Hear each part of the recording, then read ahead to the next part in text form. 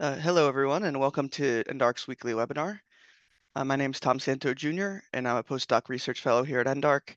And today's session is hepatitis C elimination among people who inject drugs.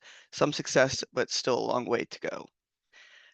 First, I'd like to start off by acknowledging the Gadigal people, the traditional owners of the custodians of the land of which we are presenting on today, and on which NDARC is situated. And I'd also like to notice the traditional custodians and owners across Australia, on which everyone's attending on, and um, which our speakers and audience may be joining from today. Pay our respects to elders past and present, and extend that respect to any First Nations people joining us today. I'm very pleased to announce and introduce Professor Jason Grebely, who's the head of hepatitis and drug use group at the Kirby Institute. Jason's a global leader in hepatitis C prevention and care among people who inject drugs, with work across epidemiology, implementation, and policy. He also serves as the president of INHSU, or the International Network on Health and Hepatitis in Substance Users, and is the co-editor-in-chief at the International Journal of Drug Policy. I'd also like to welcome our guest panelist, Professor Carlo Trelaw from the UNSW Center for Social Research and Health and the Social Policy Research Center. Carlo's work focuses on hepatitis C and injecting drug use, and a leading researcher in health and social psychology and public health and health policy.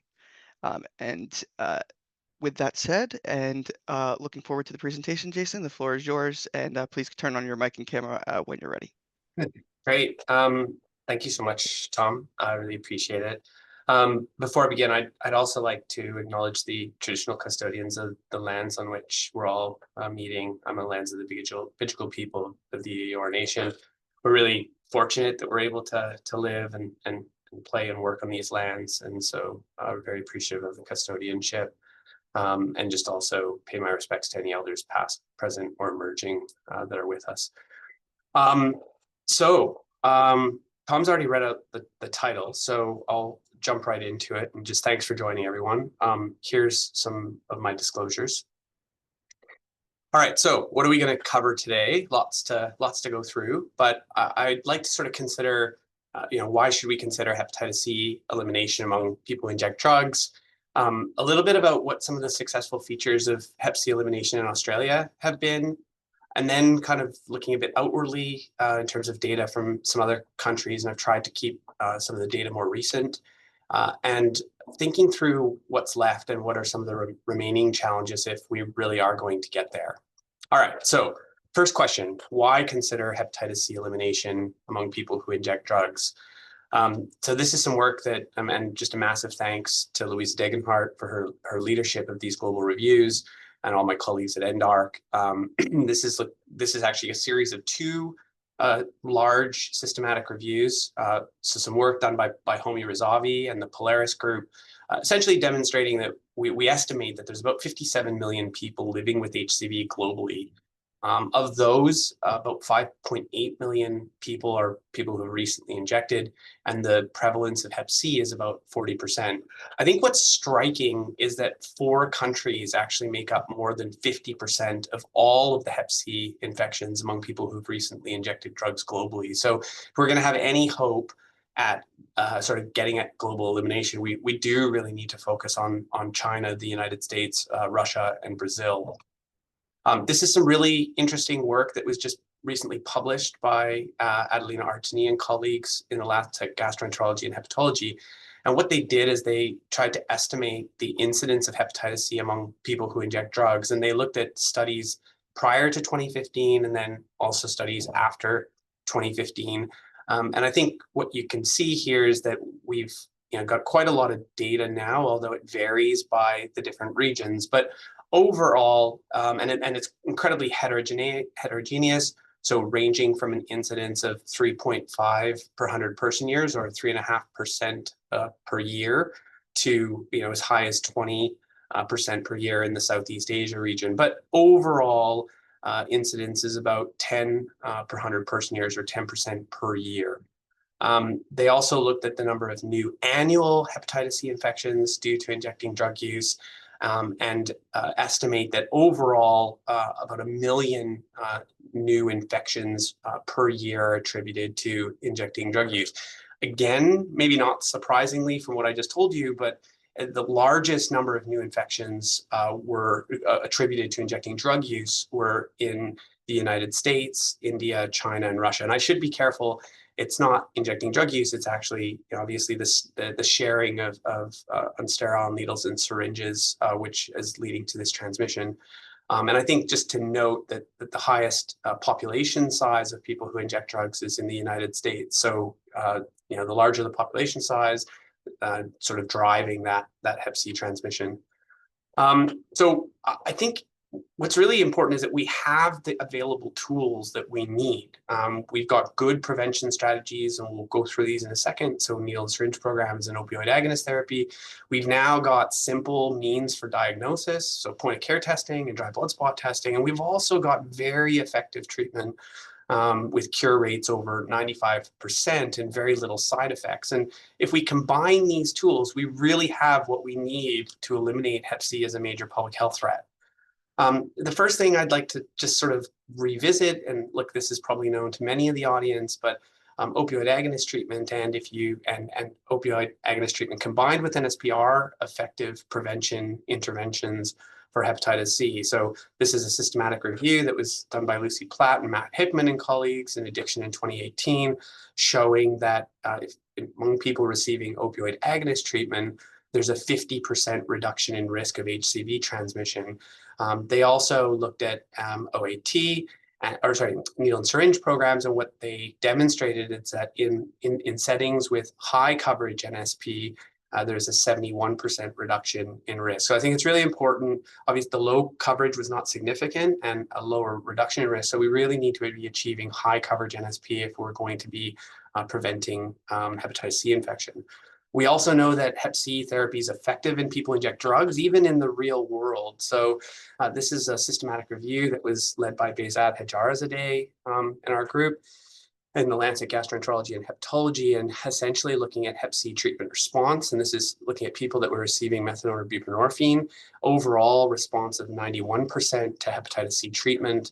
And in people that had recently injected drugs, again, very good response, 87% responded to treatment.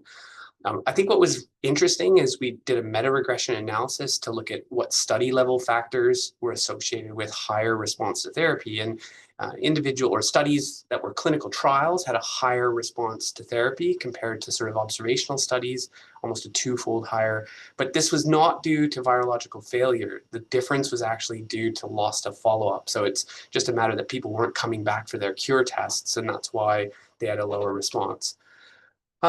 This is fascinating that it's, over 12 years ago, some really key pivotal work by Natasha Martin really asked the question, well, could we use Hep C treatment as a prevention strategy? And what she did was she looked at, this is the relative prevalence reduction at 15 years, and compared 3 settings, so Edinburgh, Melbourne, and Vancouver, with increasing levels of baseline current Hep C.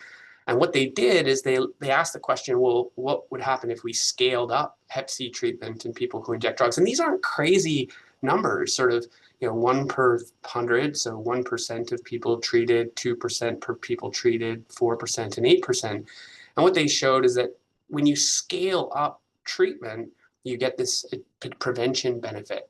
So as you reduce the prevalent pool, you reduce the number of infections that are occurring. And this is easier to do in a lower prevalence setting. So you get higher prevalence reductions in this lower prevalence setting. And in a place like Vancouver, where the higher proportion of people with current infection, this is a little bit more difficult to achieve.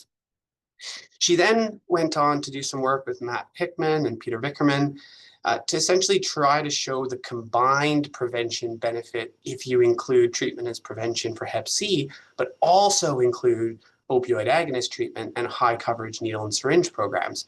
So this is in a setting where you've got 40% of people that have current Hep C. I know it's a bit of a funny figure, so I'll explain it. So this is the annual treatments per 1,000 person who injects drugs. Let's make it simpler and call it per 100 people who inject drugs, because then we can say the percent of people per year. So 1%, 2%, 3%, 4%, 5% of people treated per year. This is your coverage of opioid agonist treatment and high coverage needle and syringe program. So I'll run you through it. Oh, and the shading of the color shows you the percent reduction at 10 years. So if you're in this area, it tells you that if you have this level of coverage and this level of coverage, you would get a 70% reduction. So I'll run you through it. So let's just say that you are treating 3% of people per year, and you have a coverage of 20% of opioid agonist treatment in NSP in this baseline prevalent settings. What you would observe is that you would get a 50% prevalence reduction at 10 years. But let's just say you were to increase your coverage to 40%, and you would only need to then increase your treatment by 1%, then you're achieving a 70% reduction at 10 years. So it just really highlights the combined effect that we really need to be increasing coverage of harm reduction and treatment at the same time, and that's where we're going to get the best benefit. Okay, what have been some of the successful features of Hep C elimination in Australia? So many people have seen this figure before, and many thanks to Greg Dorr for this.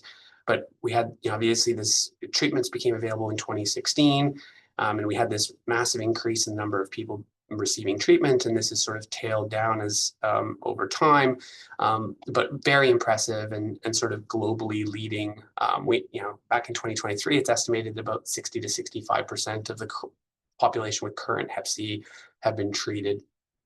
And so, look, Australia has really been, and I'm being Canadian, and I'm so fortunate to have been able to be in Australia for the past 20 years, being part of this. And really, Australia is a global leader in this regard. I think the first thing is really great models of care and diverse models of care across a range of different settings.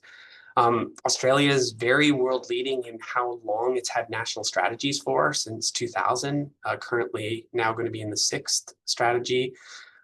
Bipartisan support and political leadership has been essential. And also what's really been impressive in Australia is the partnership approach that's taken across government, community, clinical, and academic sectors. I sometimes think we take for granted how well Australia does at this. Government funding of hepatitis C and drug user organizations, community organizations has been absolutely critical, and I think a real public health and social perspective approach in Australia.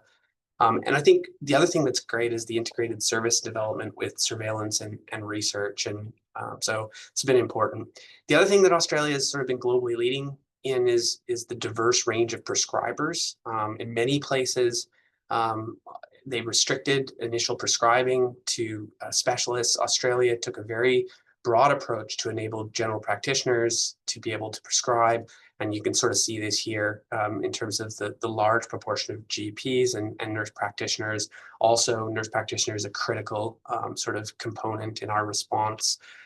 Prisons has been also crucial. If you look here, this is, again, the numbers of people receiving treatment, but here, if you look at in green, the proportion of overall treatments that have been occurring in prison, and you can see that from 2016, only 6% of treatments were in prison, but now nearly over a third of all treatments are occurring in prison. And so this prison-based testing, treatment, and prevention have been absolutely critical for elimination efforts and indicated by inclusion of national and state-based strategies. This is some work that was led by Andrew Lloyd and Greg Dorr and a paper that Behzad Hajarzadeh led in the Lancet Gastroenterology and Hepatology. And the study, STOP-C study, looking at whether or not treatment as prevention in prison could work. And so this was looking at the feasibility and efficacy of scaling up Hep C treatment as a prevention strategy. So looked at this in 4 prisons in New South Wales, had a surveillance phase and a treatment phase, and two maximum security prisons, 2 medium security prisons, and this just shows the numbers enrolled, and just sort of to demonstrate that very good coverage across the prisons in terms of the total of all people in prison enrolled.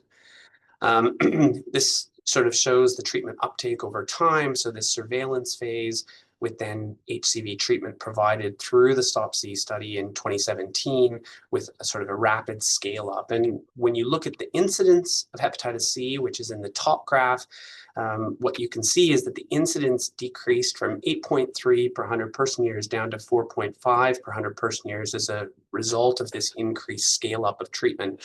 And we saw declines in both primary infection, but also in the incidence of reinfection.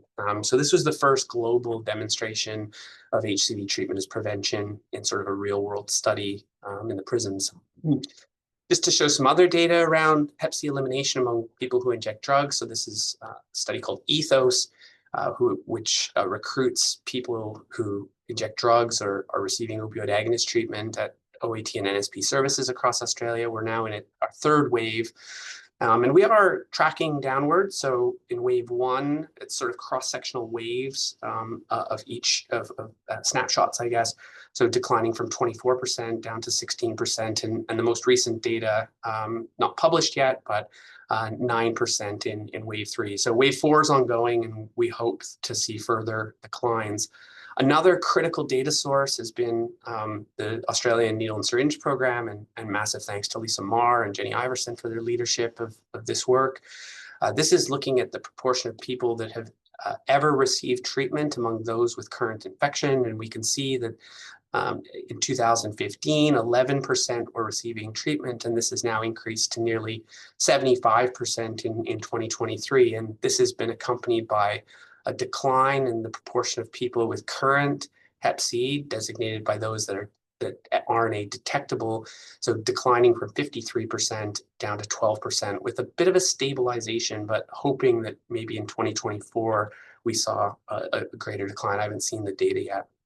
And also, from the Needle and Syringe Program survey, looking at HCV incidence and what Jenny Iverson and Lisa Marr looked at was incidence in the period of 2010 to 2015 compared to the period 2016 to 2021. And they looked at people with repeat samples where they were able to try to see in people that were negative who became positive. And what you can see is a reduction in the incidence from 14 per 100 or 13.6 per 100 person years or 13.6% per year down to 5.4% per year or 4.4 per 100 person years. So nearly a twofold reduction over that time frame.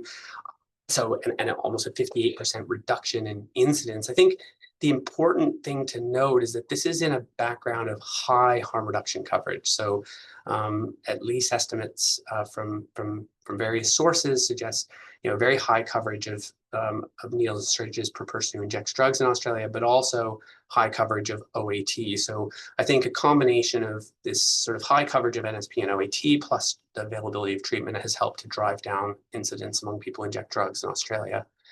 Just some other data, work led by Greg Dorr at the Kirby Institute, and Mariam Alavi and Heather Valerio and Shane Tillicartney, to show that this is data linkage of notifications in New South Wales linked to a range of different data sources. And just to demonstrate that in New South Wales, we have seen declines in decompensated cirrhosis, a bit of a stabilization of liver cancer, which was on its sort of trending upwards, and a stabilization of liver-related mortality as well.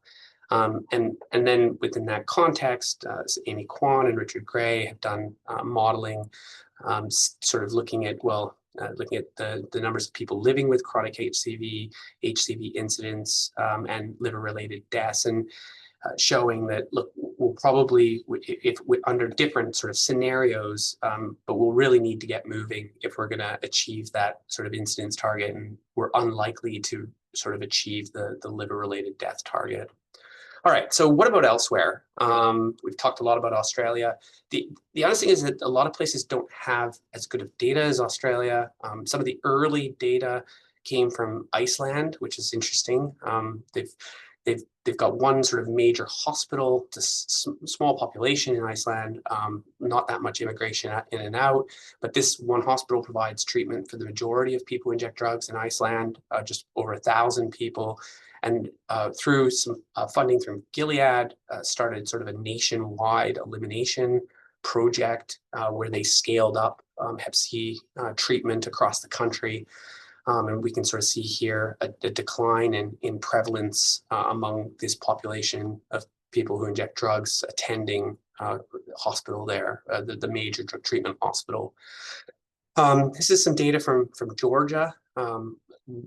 in Georgia, they've been doing sort of series of national sero surveys, and this took place in 2015 and 2021, and looking at a range of different groups. And you can see sort of in this population of people who'd ever injected drugs, a decline in HCV prevalence in 2015 compared to 2021. Georgia is another country that had a very large program to provide access to therapy, and has achieved quite incredible elimination efforts. So this is looking at the United Kingdom. This is a really great paper that was just published in the International Journal of Drug Policy from Matt Hickman and colleagues, and also Sharon Hutchinson.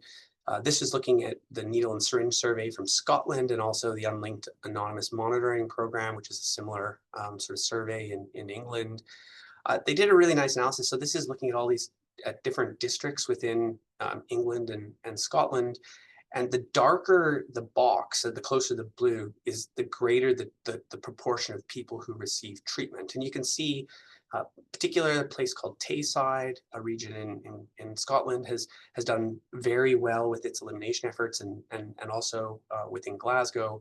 And what they showed is you can see differing levels of reductions in HCV prevalence and sort of modeled expected versus observed. But what they showed is that the percent reduction in Hep C prevalence was directly related to the cumulative treatment intensity. So I guess it's a bit of a no-brainer. You increase the proportion of people that receive treatment and the greater prevalence reduction that you're able to achieve. But some nice data coming out of the UK. This is data that was recently presented at the INHSU conference in October last year, looking at Hep C elimination among people who inject drugs in Scotland. This is looking at the NESI survey, which I discussed before, about 2,500 people, cross-sectional surveys.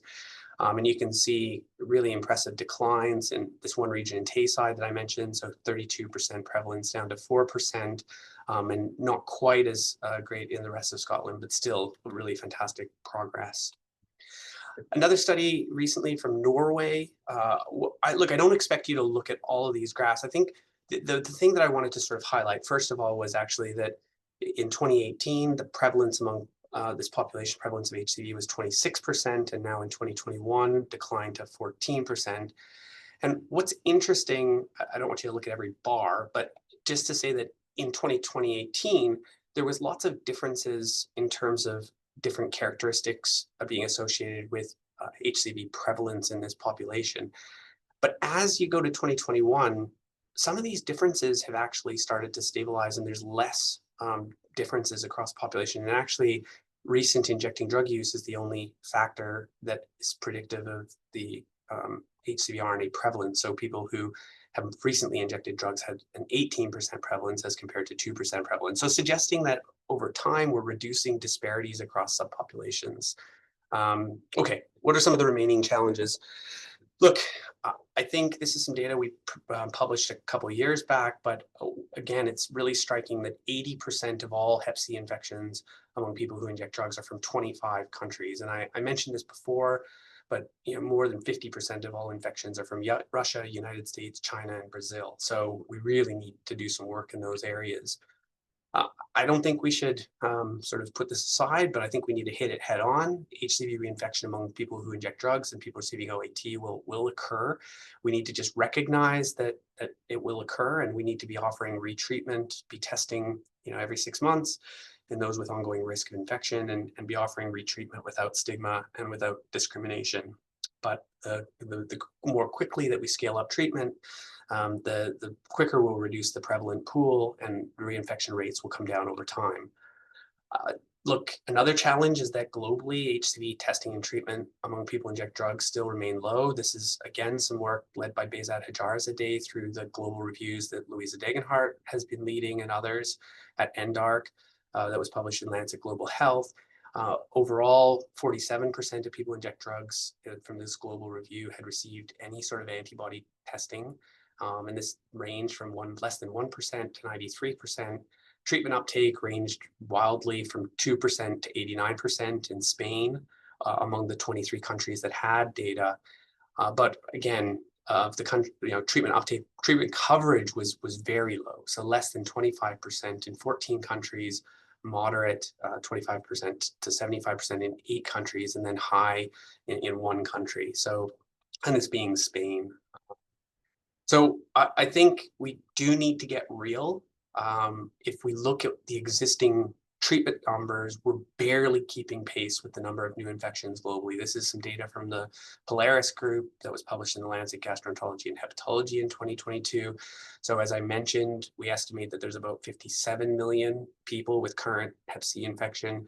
But if you take the number of new infections being 7.5 million and you curing 8.7 million, we're just barely keeping pace. So we really need to increase treatment uptake so that we can increase the number of people being cured so that we can outstrip the number of new infections. We still have issues. This is work published by Samantha College-Frisbee, who's now at Burnett, but was at ENDARC doing this work that was published in Lancet Global Health. Only 2% of people who inject drugs live in countries with high coverage of both NSP and OAT among the countries that have available data. So, and if you can see, some of the countries such as Brazil, Russia aren't even on here. So we really need to think about how do we upscale this. And you can see the US here doing quite poorly. And you take the low middle income countries, nearly a third have no needle syringe programs and 70% have no opioid agonist treatment. So we really got to get going on addressing this. This is some work that's been led by Tom Santo and looking at comparing needle and syringe program and opioid treatment access in the community versus the prison. And this is work that was presented at Lisbon Addictions, but just to sort of demonstrate that in the community, despite NSPs being not available in many countries, it's even worse if you look at prison needle syringe programs, so only 5%. And if you look at prison-based opioid agonist treatment, again, much lower than in the community. So we really need to increase harm reduction access in the prisons. I just put this in, why is there low access to harm reduction services globally? I think a lot of people that are here will know this is, driven partly due to the criminalization of drug use. And NSPs aren't available because of these drug policies that criminalize people who inject drugs. And where they do exist, people are criminalized for just either drug or injecting equipment possession, and it forces people to avoid services. So this is problematic. Stigma and discrimination is huge, and particularly where needle syringes, the purchase of needle and syringes is legal or where OAT is available.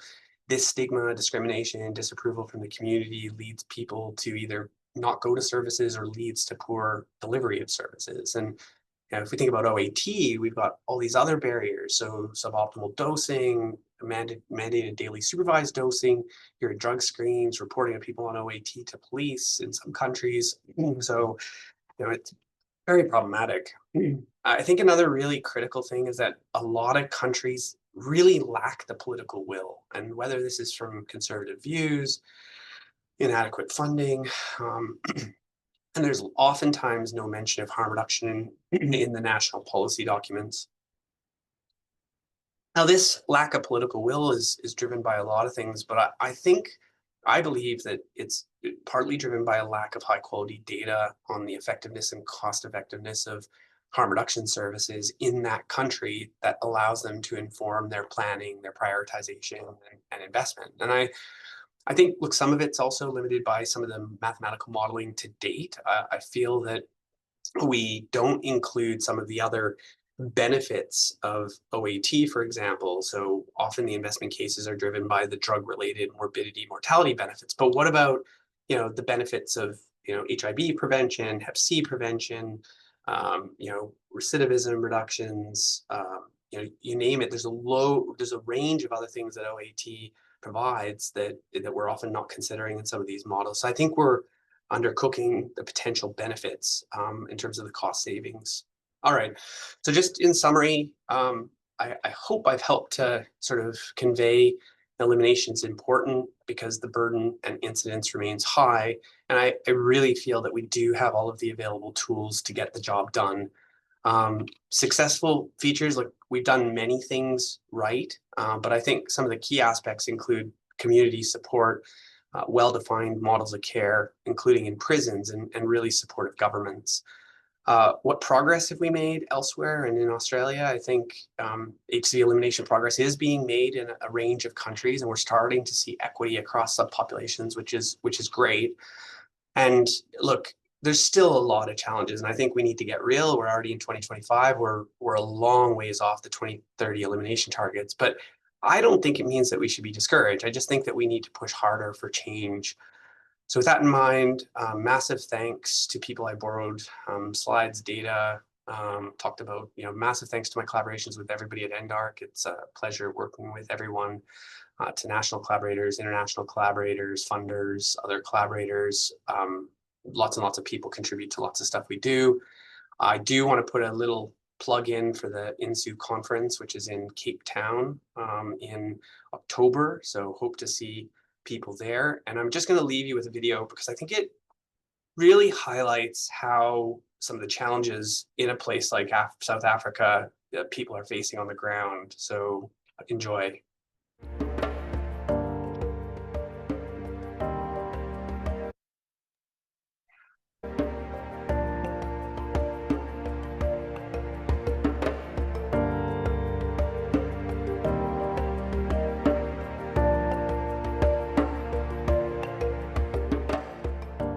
And once you're homeless and you see you grew up on the streets, you see things that's not right.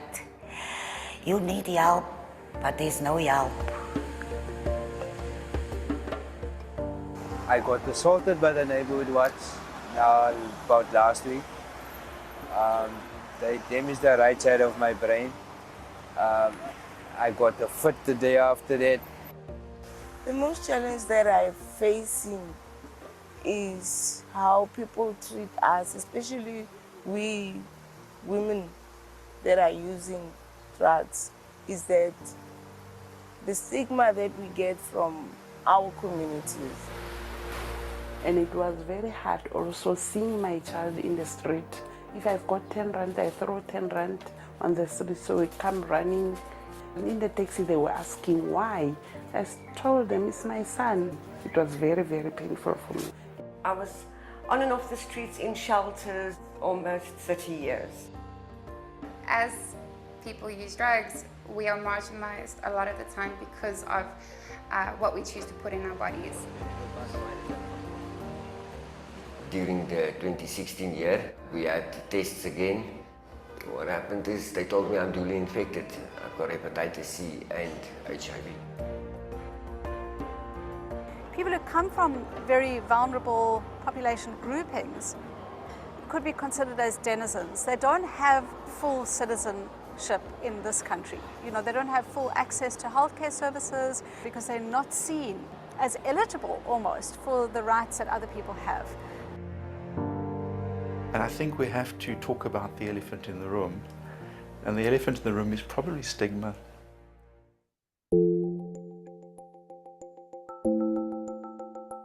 So the reality at the moment in 2020 is that we have a few harm reduction programs that include opioid substitution therapy, they include needle syringe services, and to some degree include some hepatitis screening and testing.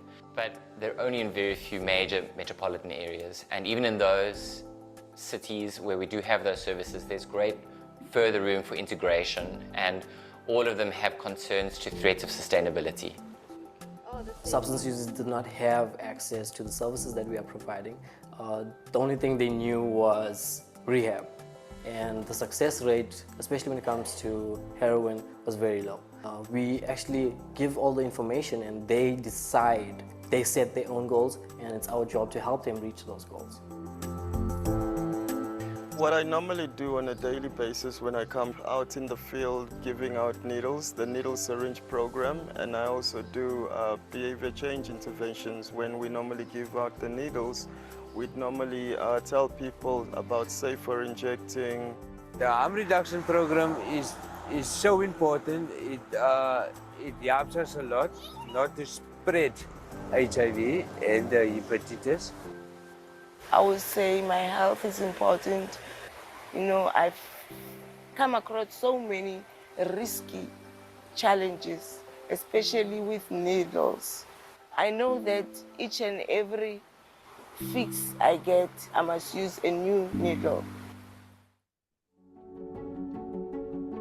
But for some people, it's like we're encouraging people to spike up. They got the wrong mindset around that clean needles.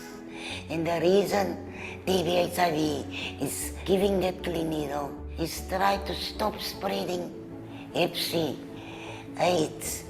There's a lot of things that goes with that clean needle. I would say some years ago, people were not aware that there are actually ways of dealing with substance use. There was really a despondency. As there was no awareness on Hep C, and then that's when I started to worry about everything until recently.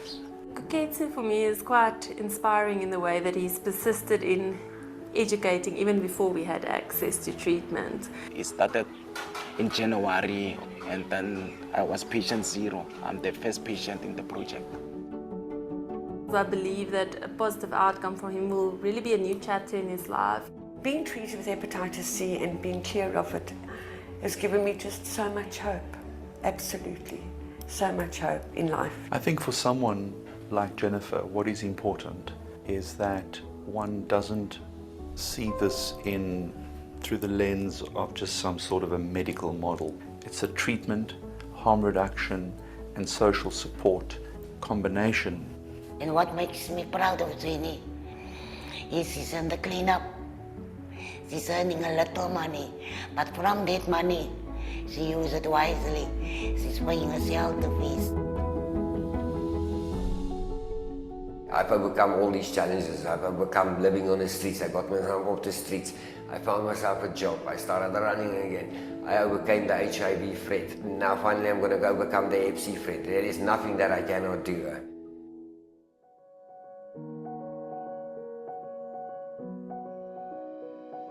My dream is to see more centres like this.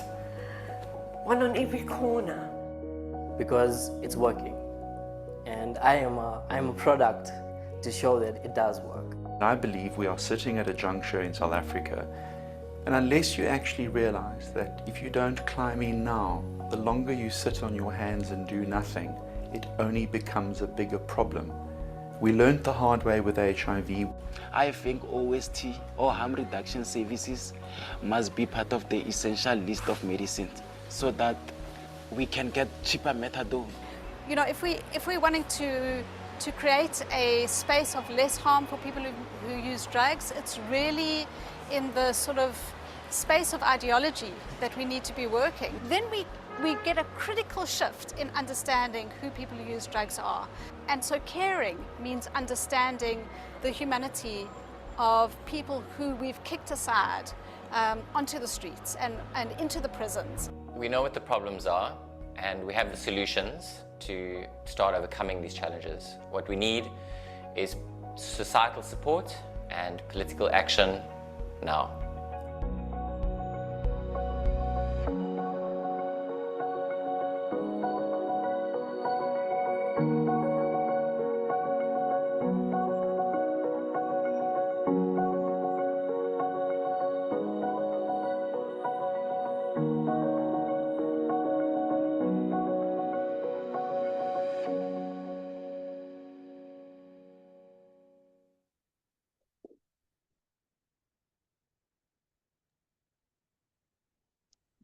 Thank you so much, Jason. If you don't mind stopping and sharing your screen, and Carla, also, if you could please turn on your camera to join for the Q&A. Along with that, if everyone from the audience has any questions, it would be great to enter those into the Q&A as and we're still waiting for now. First off, I'd like to start off with Carla to get your thoughts in the overall on the presentation. I really enjoyed the video at the end, Jason, and your overall presentation, so thank you. Yeah, you're a hard act to follow, Jason. So, showing again the mastery of your understanding of the Australian and global data. Thanks for the invitation to be here. I did have a couple of things I wanted to say, and while people are thinking about questions or issues they want to raise. And not surprisingly, perhaps I want to focus a bit on stigma and to point people to some of the work we've been doing in measuring stigma over time. And that film is really powerful, but it doesn't always have to be, or only have to be, people who are on the street, visible homeless, visible drug users. Stigma saturates the experience of injecting drug use, as we've seen over the literature for a very long time, becomes a master identity that shapes all sorts of things. And that's because we have these swirling messages in our social worlds and our culture about the value of people who use drugs and people who inject drugs and people who are seen to be blameworthy for acquiring a condition like hepatitis C. So, I can put in a little link somewhere to the work that we do, but, we have reports of almost 70% of people who inject drugs reporting that they've been treated in a stigmatizing way in healthcare in the last 12 months in Australia. That's an important thing to know, but when we break that down a bit further, that leads to, around 2/3 of the people that we survey in the last 12 months delaying accessing care or not attending a follow-up appointment. And that's where we will see, obviously, breaks in continuity of care, not taking up opportunities to be screened for Hep C or look after their cardiovascular health or whatever it is. But the important thing of that is always to reframe it, that these are difficult choices people make to guard against the harms of a hostile system or a system that they perceive to be hostile and harmful to them. And two other points I'd make, the video and you, Jason, too, we talk about the lack of political will. I'd like to reframe that and say that's absolutely an example of structural stigma, in that some people, some bodies are seen to be more valuable to look after than others in the decisions that are made about where resources go in any country. So it's, yes, political will, but structural stigma is another useful frame for that, I think. And the final point I was thinking about was, why do we need different models of care? And, why can't we just set up clinics and expect people to come along to them? So yes, it's about the stigma that mainstream health institutions emanate, but it's also about understanding those social, cultural, economic issues that impact people's abilities to interact with mainstream organisations. So understanding issues of poverty and disability and marginalisation in the broader scheme of the world, as well as those that are related to only to use of drugs.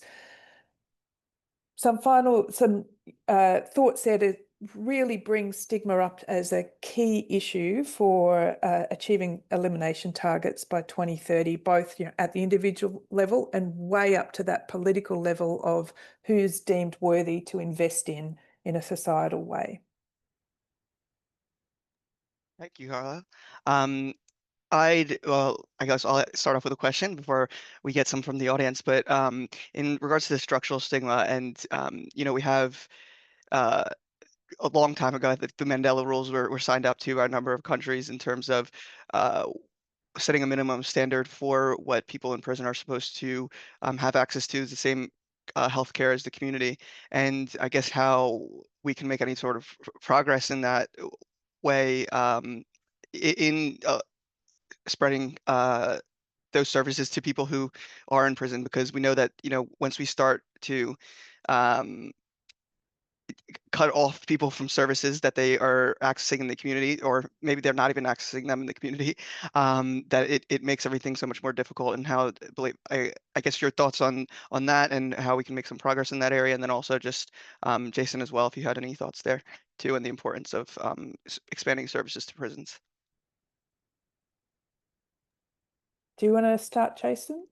No, please go ahead, Carla. Yeah, I mean, that's such a gnarly issue, isn't it? The equivalence of care in prison to that available in the community, and needle and syringe programs are a case in point. And we see people who've needed hepatitis C retreatments a number of times because they can't access primary prevention services in prison as they would be able to in the community. That's kind of astounding, isn't it? Like the costs of that, the individual and the societal costs of needing to provide those retreatments. It's astounding, but why don't we see action on that? Why don't we see outrage? Again, it's because people in prison, people who inject drugs in prison, they're not the kind of people that the structures care about, which are all based on white middle class, all those normative assumptions. So it takes something large to disrupt those really embedded power relations to make this a concern of government. So some of the other actions we've seen have been legally based, class actions of people who've been not afforded the same rights in prison as they may have been in the community. That's a possibility. There's obviously ongoing advocacy that's been happening over decades now from drug user organisations and allies. But it often feels like, hitting your head against the same brick wall over and over, the same impenetrable brick wall. But Jason, did you want to add?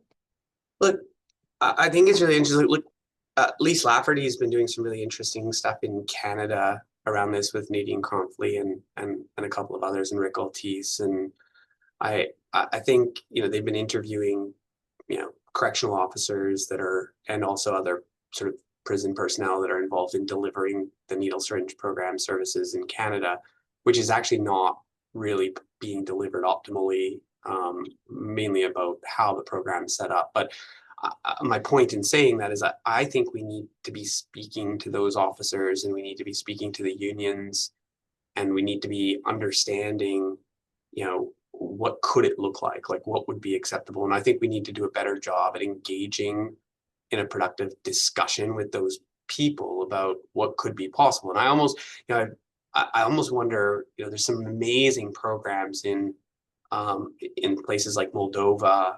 Spain has a very strong NSP program in prison. I think we need to talk.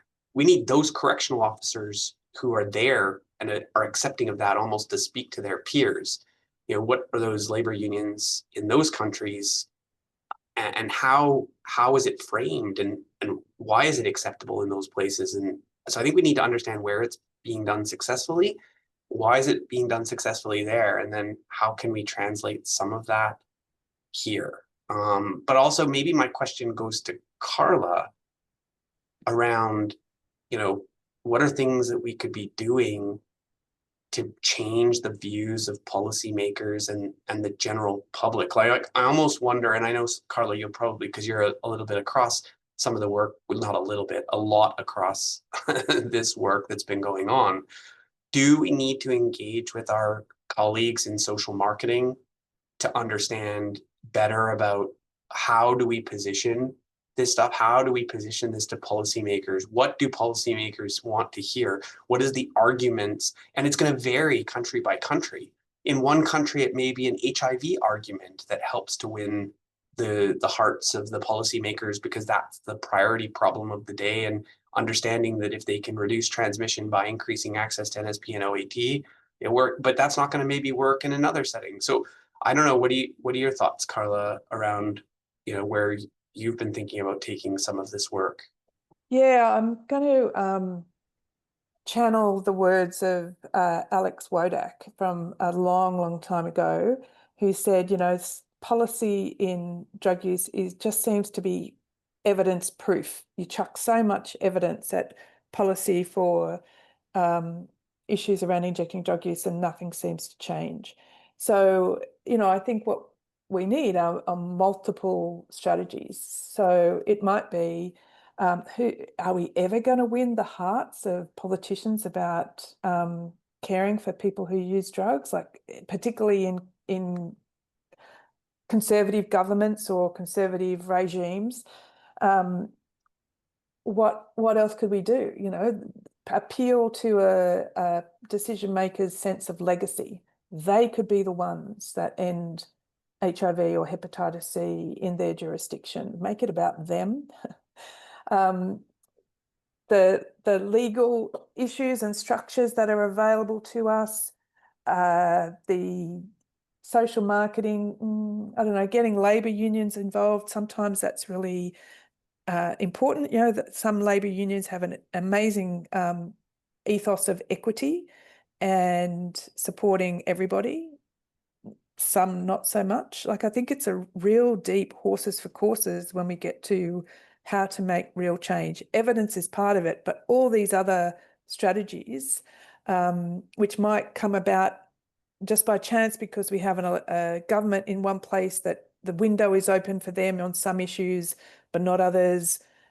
It's sort of like you got to be sort of eternally vigilant for opportunities to get involved, but lots of strategies need to be available to us.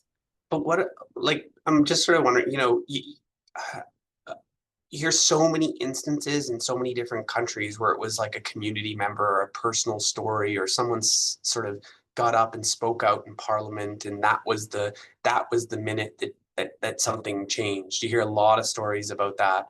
You know, Portugal, that's why they were one of the first to get access. It was actually somebody from the community that stood up in Parliament or in an open session and said, what are you going to do? I'm going to die if you don't deal with this. And it was sorted.